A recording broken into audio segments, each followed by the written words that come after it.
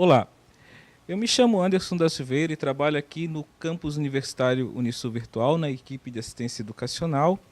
E hoje nós vamos apresentar um debate sobre gênero e violências.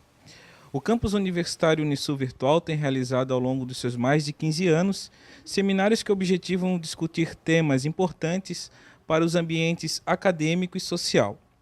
Conosco hoje estão os professores Marciel Evangelista Catânio e a professora Márcia Cristiane Nunes Scarduelli. O professor Marciel, que vai abrir o nosso debate hoje, ele é graduado em Filosofia pela Universidade Federal de Santa Catarina, bacharel em Teologia pelo Instituto Teológico de Santa Catarina e bacharel em Direito pela Unisul. O professor Marciel também é mestre em Educação pela Universidade do Sul de Santa Catarina, onde também atua na coordenação do curso de Filosofia.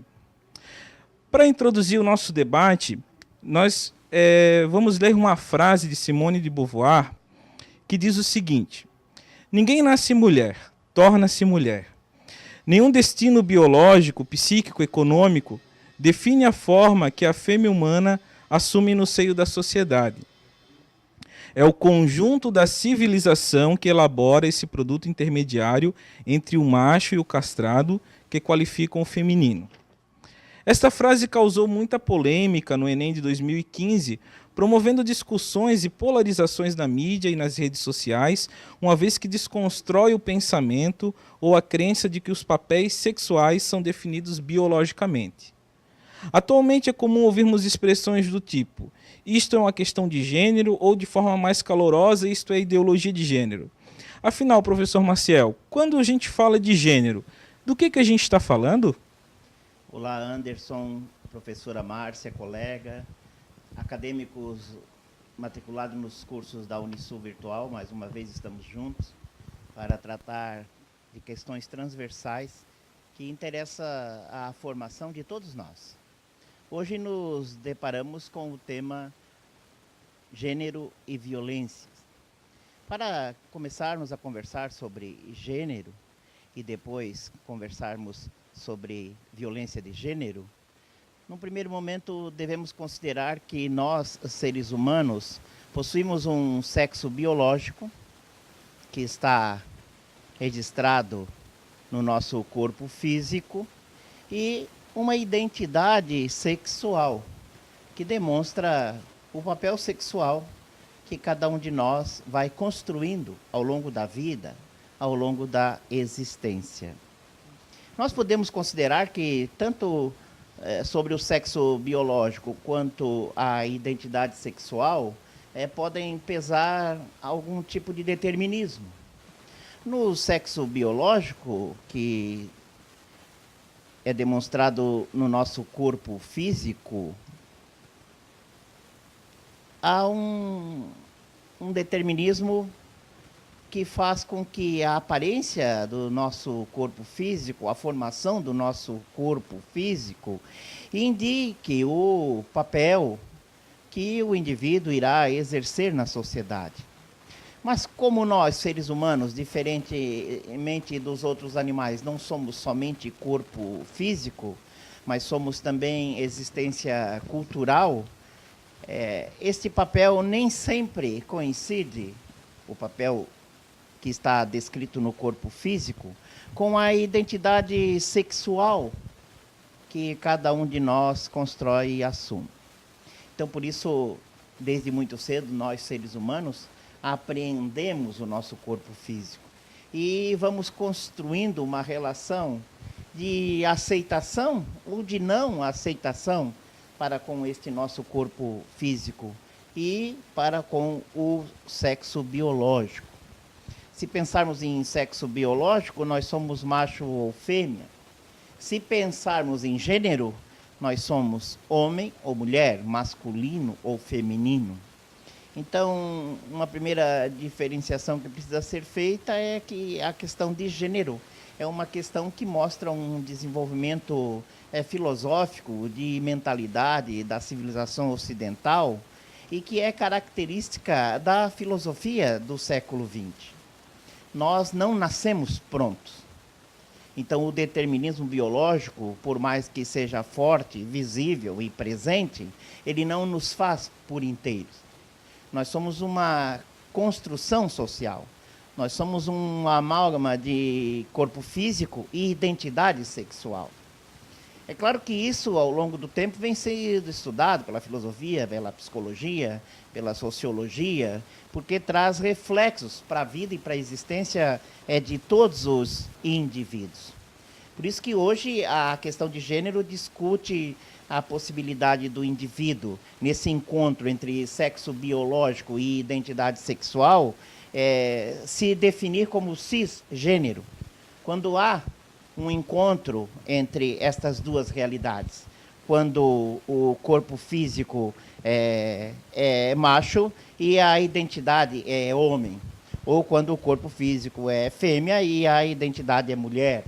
Então, masculino e feminino se encontram quando a gente diz que uma pessoa construiu uma identidade cisgênera.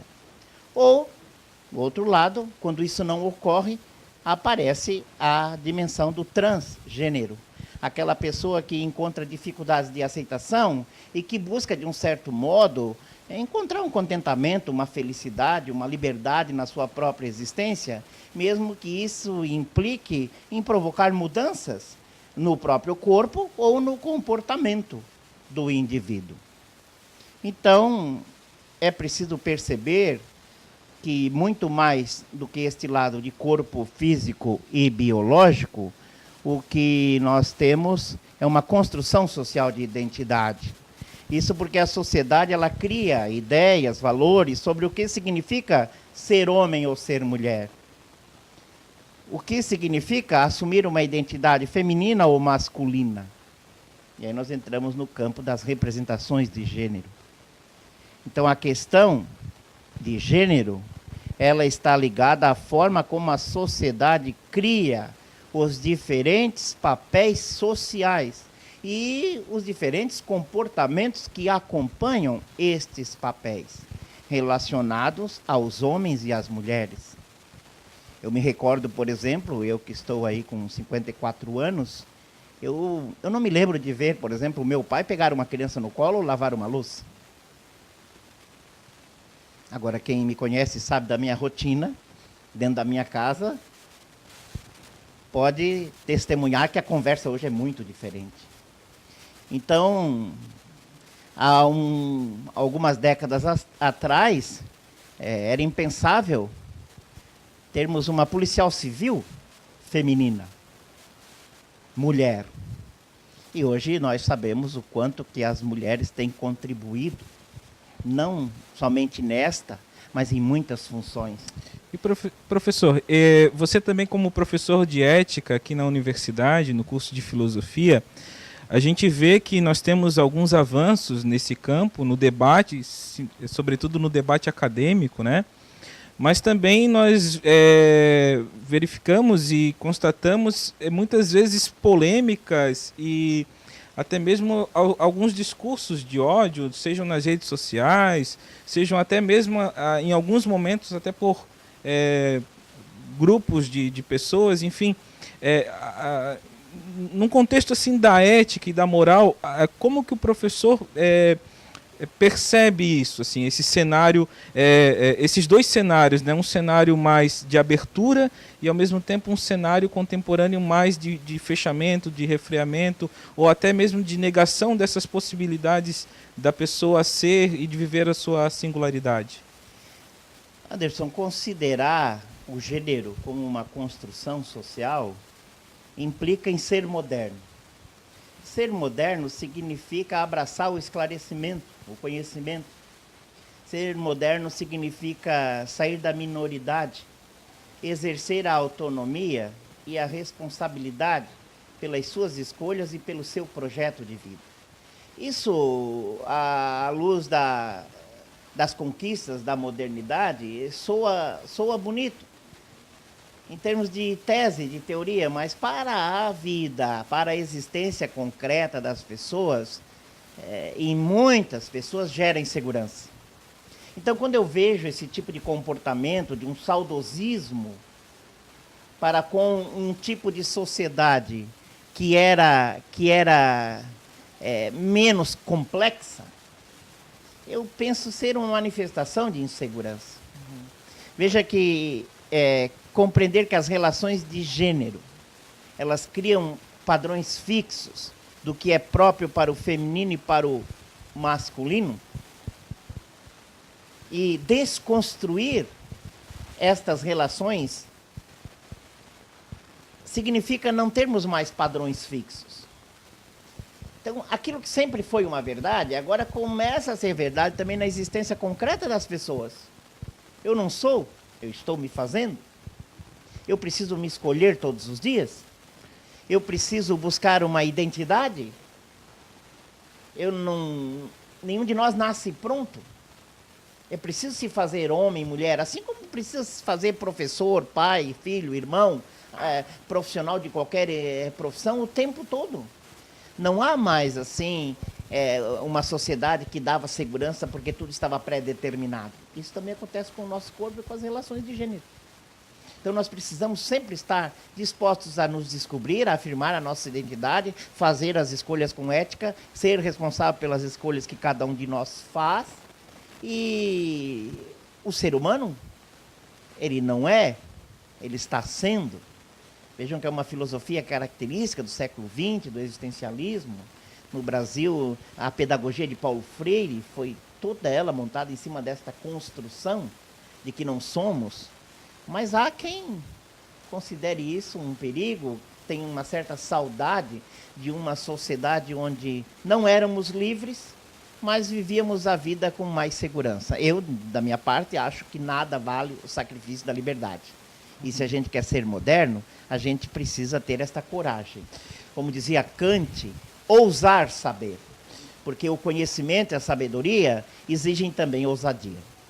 Nesse sentido, poderíamos dizer então que o debate em torno da questão do gênero hoje também atravessa o direito ético e político de a gente viver a nossa singularidade enquanto pessoas, enquanto homens, mulheres, sem até uma questão que muitas vezes a gente vê nos debates, assim, a questão de até em alguns grupos, né, a pressa em se identificar a algum tipo de gênero ou alguma nomeação que me dê uma legitimidade de viver a expressão da minha sexualidade. Então, nesse sentido, a gente poderia dizer, de algum modo, de que há tanto gêneros quanto seres humanos. Seria também uma possibilidade. Sim, né? Se nós pensarmos que nós temos um corpo, um só corpo, mas isso do ponto de vista do corpo físico, mas nós temos muitas possibilidades de vivência da sexualidade.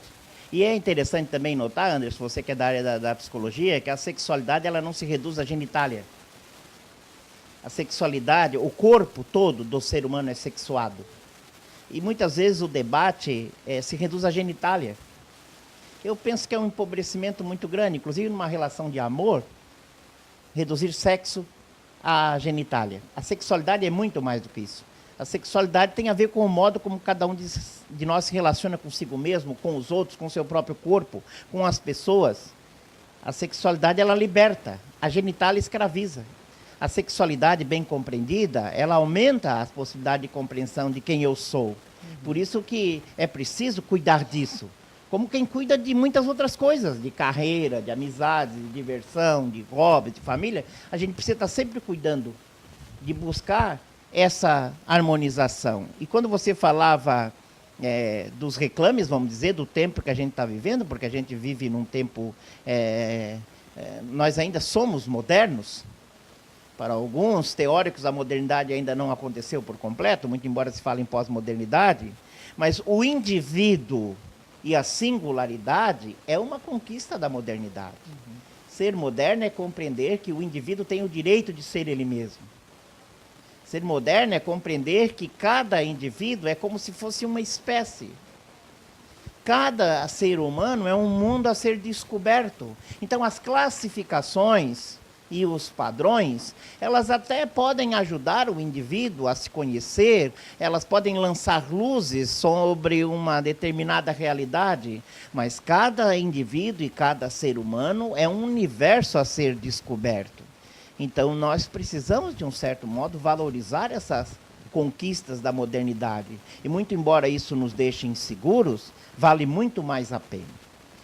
Então, eu acho que o debate tá aquecendo aqui, né, a nossa conversa, mas a gente também quer ouvir aqui a nossa professora convidada, a professora Márcia Cristiane Nunes Scarduelli, a quem nós já também agradecemos a presença, né, aqui junto conosco hoje. A professora Márcia, ela possui doutorado e mestrado em Ciências da Linguagem pela Universidade do Sul de Santa Catarina, especialização em Gênero e Diversidade pela Universidade Federal de Santa Catarina e em Segurança Pública pela PUC do Rio Grande do Sul. Atualmente, a professora Márcia ela participa do Grupo de Pesquisa em Linguística Forense da Universidade Federal de Santa Catarina e do Núcleo de Estudos em Sociedade, Segurança e Cidadania, UNESCO, aqui do campus, aqui da Unisul, coordenado pelo professor Giovanni de Paula, e atua como professora também aqui na nossa universidade. Além disso, a professora Márcia, ela é agente da Polícia Civil, da Delegacia de Proteção à Criança, Adolescente, Mulher e Idoso da cidade de Araranguá, aqui no sul de Santa Catarina. E com a professora Márcia, então, a gente quer introduzir a questão das violências, né? E nós colocamos até mesmo no plural, quando fomos debater e a concepção do nosso seminário de hoje, até a gente poderia colocar gêneros e violências, né? Porque há uma diversidade de gêneros e também como há uma diversidade de violências. E a provocação que eu quero fazer aqui no começo, a professora Márcia, é a seguinte: sempre quando a gente pensa em violência, e a professora Márcia é uma pesquisadora, sobretudo da violência contra a mulher, a gente pensa na violência no sentido físico da palavra, né, professora? Mas nós sabemos que existem outros tipos de violência que as mulheres e sobretudo homens e mulheres, enfim, sofrem, né, no cotidiano e que nem sempre é lembrado, né, ou nem sempre é tipificado ou conversado, enfim.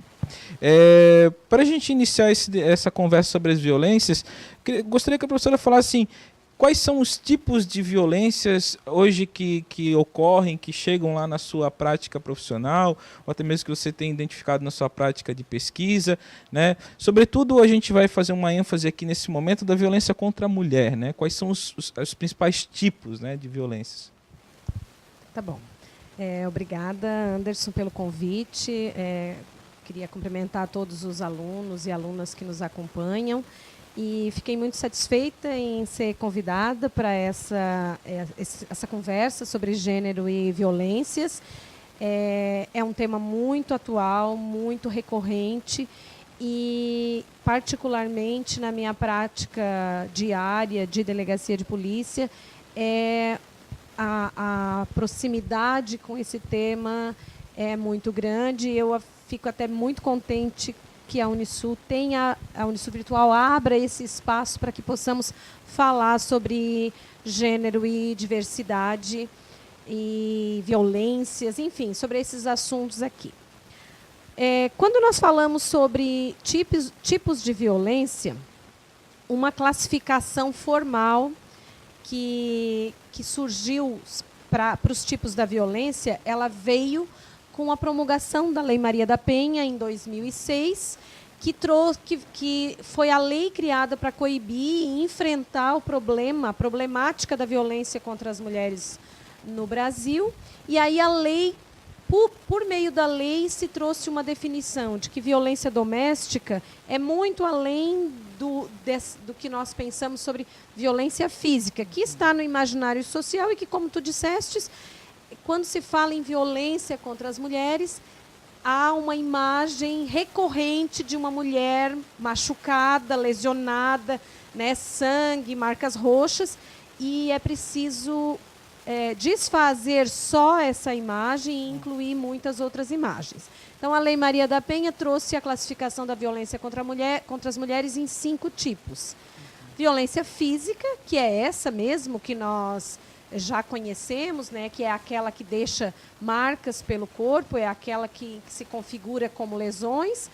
E aí depois nós temos a violência sexual, que é aquela relacionada ao campo da sexualidade, em especial aos atos sexuais cometidos sem o consentimento da mulher, né? Então, violência sexual também nós precisamos abandonar a ideia de limitá-lo à questão do estupro, porque o estupro, a conjunção carnal contra a vontade da mulher, não é a única coisa que temos configurada como estupro, né? Todas os atos abusivos relacionados à sexualidade são classificados como violência sexual. Temos ainda a violência moral, que é aquela violência em que a mulher é alvo, voltando a essa questão da construção dos papéis, né, que o professor mencionou, de papel de homem e da mulher, o que é que se espera, o que socialmente construiu-se para o papel da mulher e que aí fica desmistificado por conta dessa violência moral.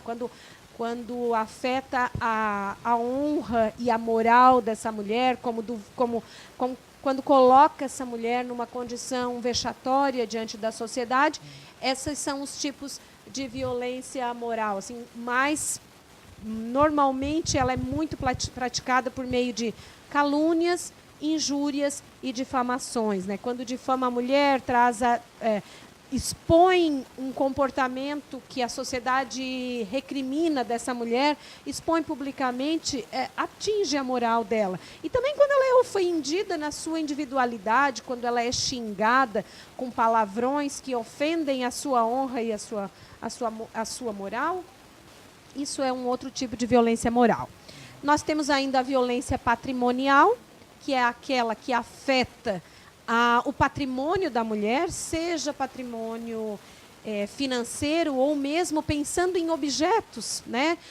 Muitos casos de violência patrimonial que nós atendemos na polícia dizem respeito a um companheiro ou ex-companheiro destruir objetos pessoais da mulher, celular, computador, carro, enfim, objetos, e mesmo roupas, até ao ponto de que por não gostar, por não aceitar que a mulher vista determinado vestido, ele destrói, rasga, queima, quebra, faz coisas assim para atingir. Isso é uma violência patrimonial, aquilo que está ligado mesmo ao patrimônio da mulher. E, por último, e não menos importante, talvez mais relevante ainda, temos a violência psicológica. A violência psicológica, ela é das violências a mais difícil de ser classificada, a mais difícil de ser apontada e de ser indicada, né, de que se tragam provas. E ela deixa marcas muito sérias e talvez dos outros tipos de violência que eu mencionei, a violência psicológica talvez seja a que causa mais danos por conta de afetar o psiquismo desse sujeito mesmo. Então, esses são todos os tipos de violência que nós temos e que é em cima deles que nós trabalhamos. E a Lei Maria da Penha, então, é um dos instrumentos que nós usamos para enfrentar todos esses tipos. Então, muito comum é que que alguns homens digam, mas que tipo de violência, se não houve lesão, se tem marca, tem como provar? Não necessariamente nós tenhamos como provar, que às vezes não consegue provar que a violência ocorreu, mas se ela está classificada, se ela está descrita num cenário desse classificado nos 5 tipos, ela é uma violência contra as mulheres. Uhum.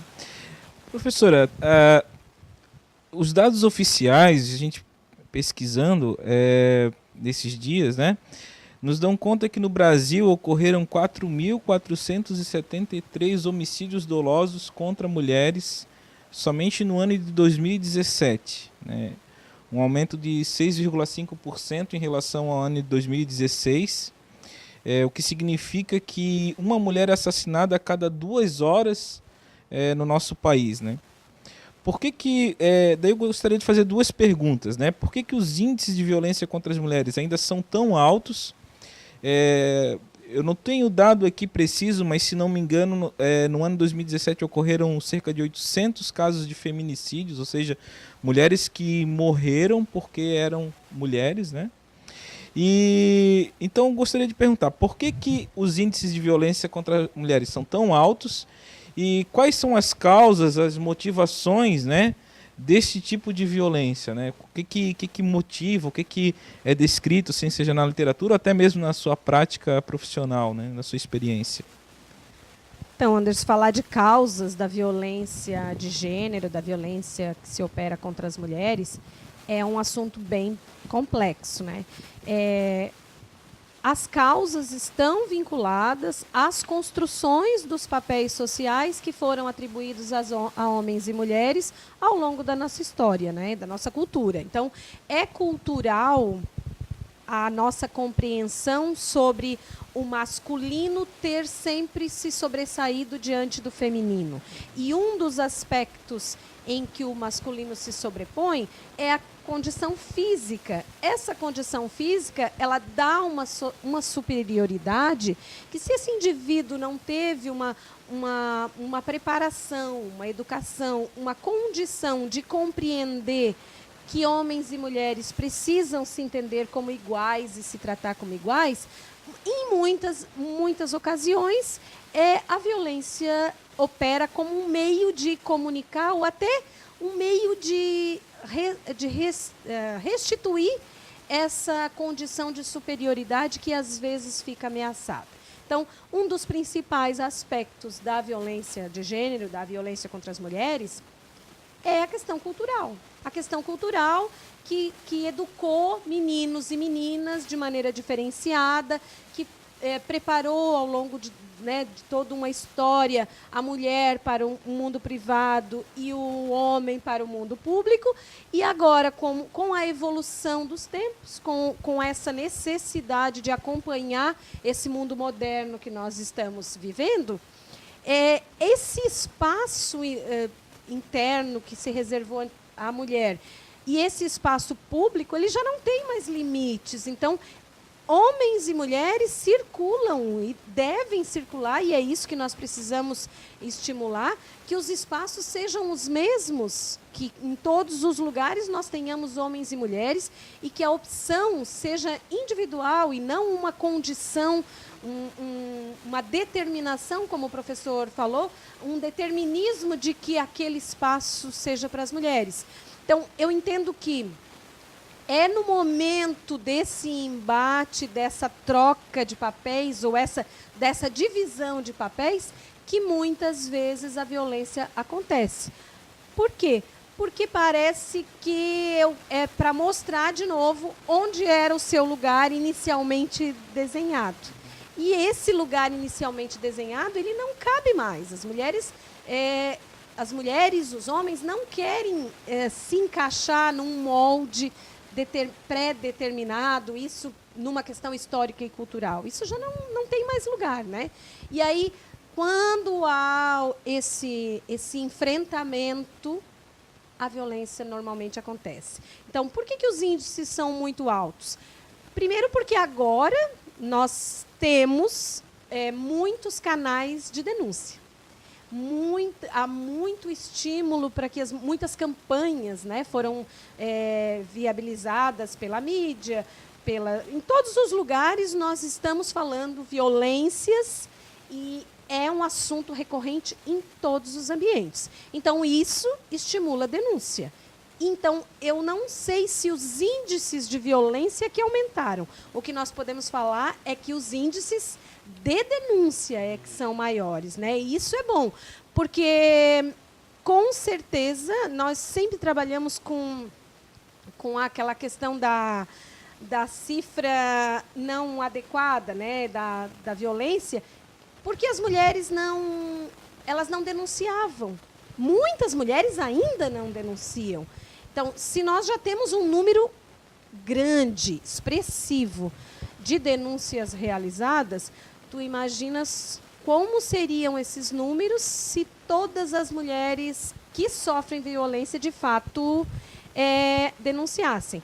Porque esses números que tu falaste, eles são números dos crimes mais graves, né? Os crimes, a violência contra a mulher, como falei antes, ela se manifesta de vários formatos.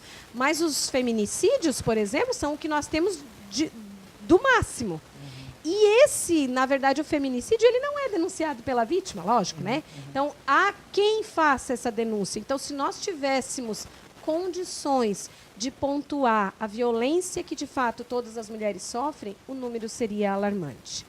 O que me parece é que, quanto mais as mulheres modernas estão discutindo e enfrentando esse papel, mais a questão da violência parece aparecer. Porque é o enfrentamento dessa questão aí de que lugar é esse que ela está ocupando que promove, muitas vezes, as questões de violência. E a professora tocou num ponto muito importante, que é a questão da denúncia, né? Que ainda muitas mulheres se sentem, por já estarem em uma posição de vítima, né, dessa violência, tem medo de denunciar por conta das consequências dessa denúncia, de tudo aquilo que pode decorrer a partir daí, né? Enfim, gostaria de destacar também que a professora Márcia, ela atuou aqui e atua no nosso campus universitário Unisul Virtual com um projeto de extensão de enfrentamento à violência contra a mulher, que é um projeto bastante importante aqui na nossa universidade. E eu gostaria, assim, que a professora pudesse até mesmo passar uma orientação para, no caso assim, se a mulher estiver sofrendo algum tipo de violência, que orientação, o que ela deve fazer, quais seriam os canais que ela poderia acionar, como é que está configurada, se existe alguma rede de apoio hoje e como é que se configuraria isso, assim, dentro, assim, até mesmo da nossa realidade, né, aqui de Santa Catarina, do Brasil, enfim, né? Então tá, a questão da denúncia é um assunto bastante importante também. E assim, em termos de políticas públicas para o enfrentamento da violência contra as mulheres, duas grandes políticas públicas existem no Brasil e são as delegacias de proteção à mulher e a Lei Maria da Penha. Até que a Lei Maria da Penha tivesse surgido em 2006, possivelmente a maior política pública era a Delegacia da Mulher, que surgiu primeiramente no Brasil, no estado de São Paulo, em 1985, e de lá para cá se estendeu o Brasil afora, mas ela é uma unidade especializada das polícias civis de todos os estados, mas ela não está instalada em todos os municípios. Então, provavelmente hoje no Brasil nós tenhamos cerca de 400 unidades dessa espalhadas. Em Santa Catarina, nós temos 31 delegacias de proteção à mulher instaladas nas cidades mais populosas. Aqui em Palhoça nós temos, em Tubarão nós temos, em Araranguá nós temos, nos maiores centros. Se a mulher mora nessa delegacia, a orientação que eu dou é sempre de procurar essa unidade especializada. Mas, morando a mulher num lugar onde nós não possamos contar com esse tipo de serviço, qualquer delegacia de polícia recebe atendimentos de mulheres vítimas de violência doméstica. Mas, assim, é um passo delicado. Ir à delegacia de polícia e fazer a denúncia, muitas vezes, é uma situação bastante delicada. É complexo para a mulher fazer isso. Então, o que nós podemos sempre fazer? Conversar sobre esse assunto, conversar em todos os lugares. Todos, eu imagino que a maioria dos alunos que está nos assistindo e os nossos professores também conhece alguma mulher que passa por alguma situação de violência. O termo mulher vítima de violência é um termo que a literatura já vem trocando, inclusive a Lei Maria da Penha trouxe uma outra proposta que é usar o mulher em situação de violência. Não necessariamente, porque quando nós usamos a palavra vítima, venha de novo aquela questão da subordinação ao sujeito agressor. E às vezes não há essa subordinação, mas não é uma questão voluntária dela. Então, sempre falar em mulher em situação de violência. Falar sobre esse assunto em todos os lugares. Na universidade, no local de trabalho, nas igrejas, nas escolas, em todos os lugares é importante. Por isso, a iniciativa de implantar o projeto de extensão, até agradeço bastante a menção a ele. O projeto de extensão, o enfrentamento à violência contra as mulheres, ele foi aplicado em 2017, e a ideia era verificar exatamente o que é que os municípios brasileiros têm para oferecer às mulheres em situação de violência, de forma que essas mulheres pudessem procurar esses lugares e encontrar uma condição para se empoderar e para se rebelar contra essa violência, para encontrar apoio e orientação, enfim.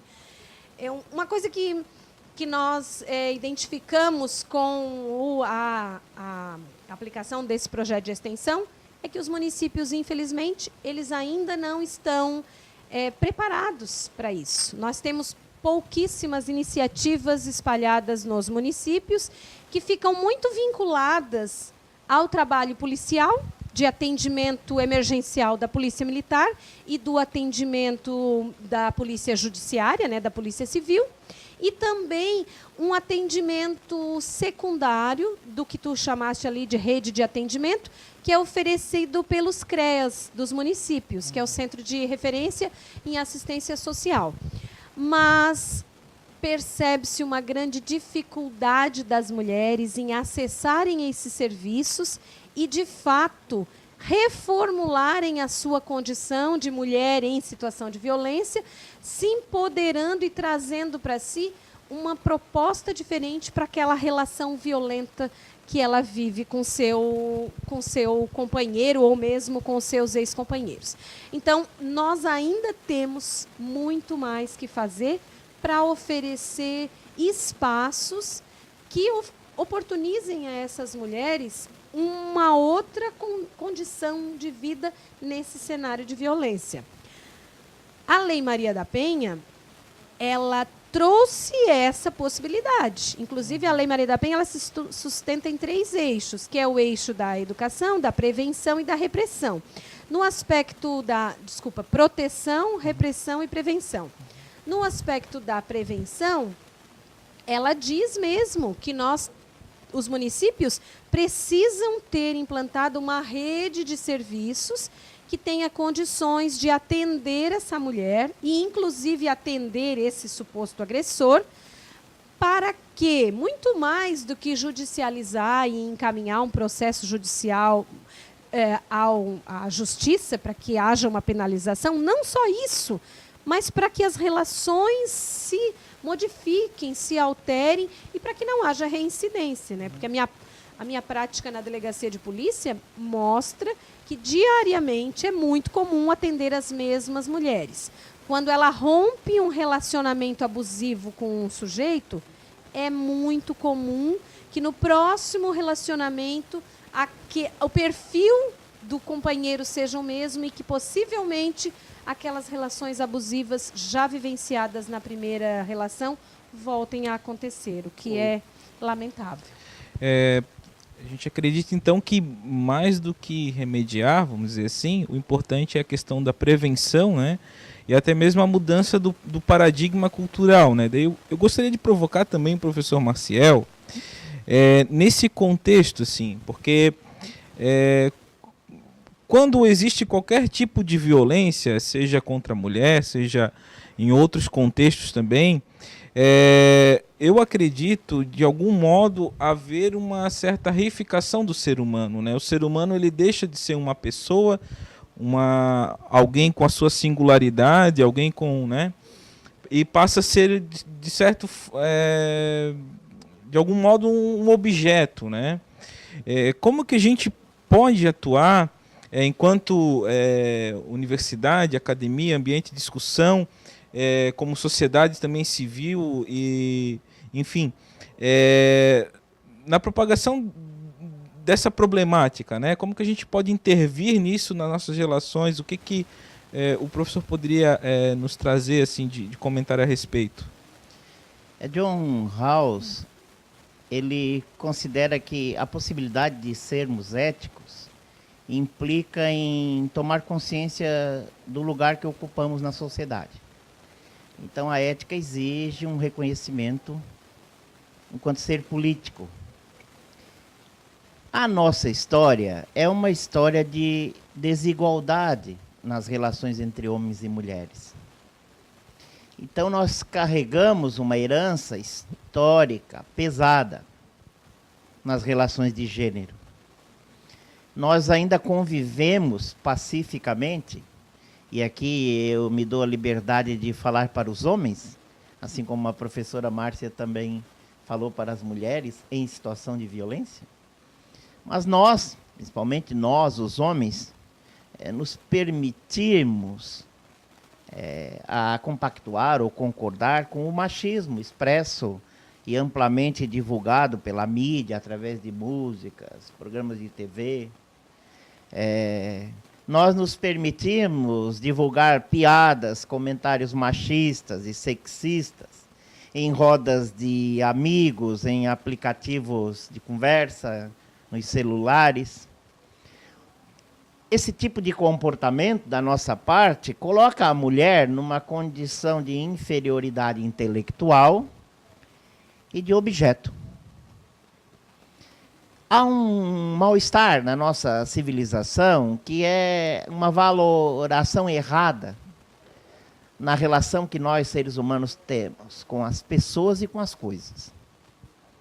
Acabamos, muitas vezes, por transformar coisas em pessoas, dando um valor excessivo para muitas coisas, e pessoas em coisas.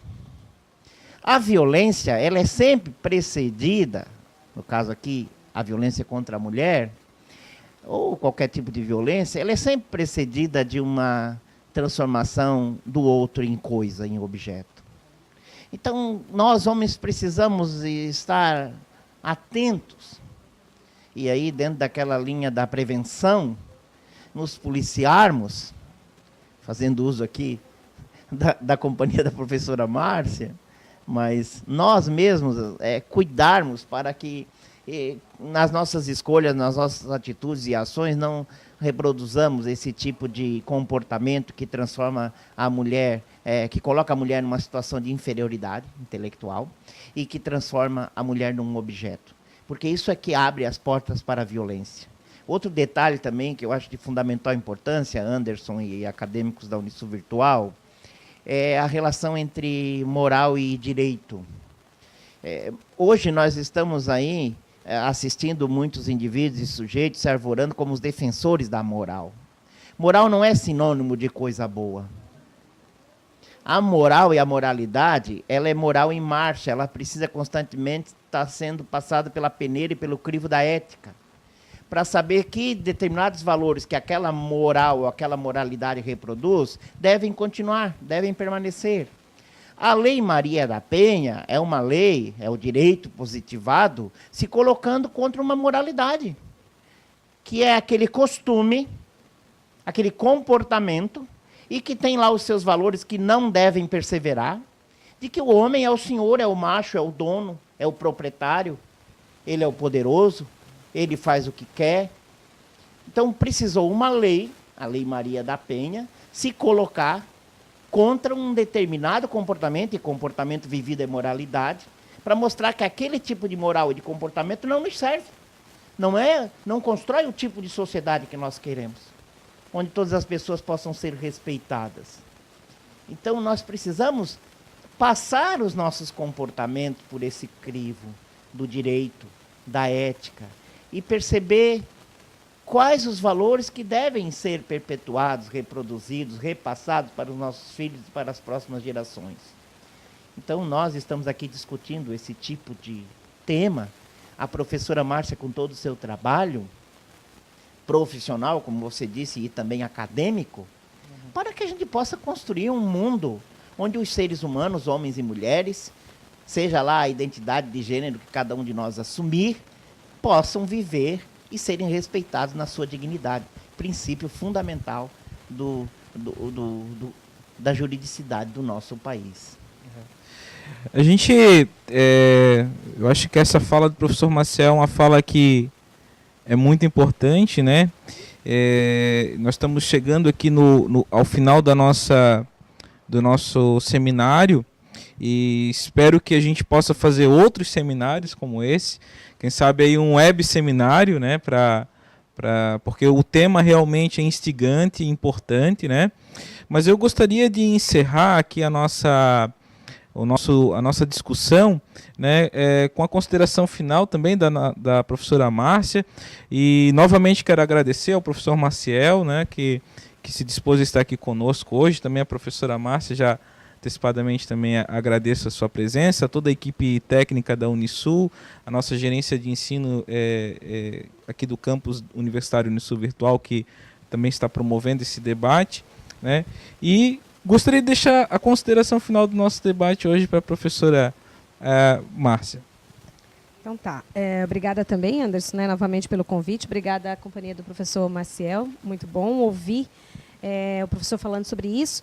E, por consideração final, eu gostaria de lembrar essa fala bem do professor no final, que ele diz, nós homens, né? Quando nós falamos sobre violência contra as mulheres, é mais comum que mulheres queiram ouvir, mas esse é um debate que não pode deixar os homens de fora. Impossível falar de enfrentamento à violência contra as mulheres sem trazer homens para o debate, sem que homens se engajem também nesse movimento, porque também os homens precisam reconstruir e reformular o seu papel.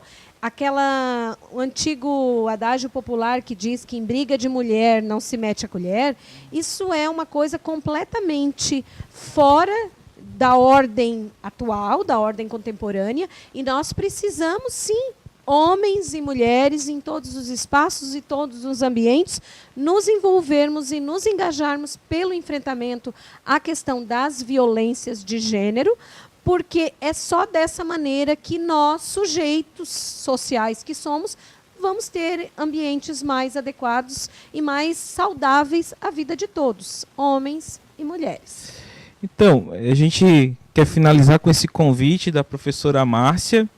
Então, a gente quer passar também um dever de casa para o nosso telespectador, para a nossa telespectadora, que é curtir aqui esse vídeo que a gente está gravando desse debate, compartilhar, né, com sua rede social, com seus colegas, que você já vai estar fazendo um serviço, né, de estar divulgando essa ideia do debate em torno de gênero e violências.